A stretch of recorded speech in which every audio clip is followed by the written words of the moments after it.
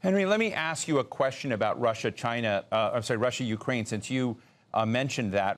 Do you suspect there are more things that China can do in terms of playing mediator, of nudging its friend without boundaries, Russia, and Ukraine, into an arrangement that would end the war and conflict between Russia and Ukraine? Where is your thinking in that?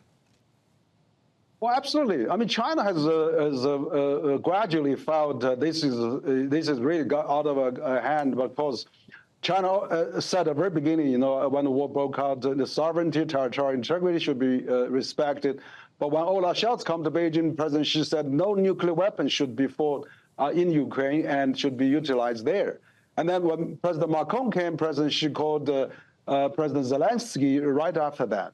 So China is really be a substantial player now into this. China have established envoy. Ambassador Li Hui was traveling to those related countries, and now we see, if this NATO and Western-led coalition is really not able to really put an end to this war, then there's a global South is really getting very annoyed. Countries like Brazil, like Turkey, India, South Africa, they all want to mediate, want to do something. I think China is actually playing more role now to have a great terms with those non-conflicting countries. Right.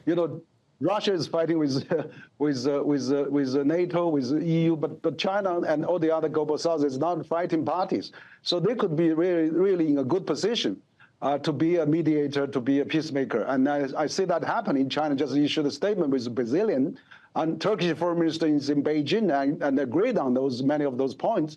So I see more and more now China could be a peacemaker and mediator for this crisis. Of course, would love to work with US and EU to work together, but the position of China is clear. If it's peacemaking, let's get all the conflict parties to the peacemaking, peace talking, or peace summit, rather than just one-sided. Let's get both sides to come to talk to how to end this war through dialogue, through negotiations, through communication.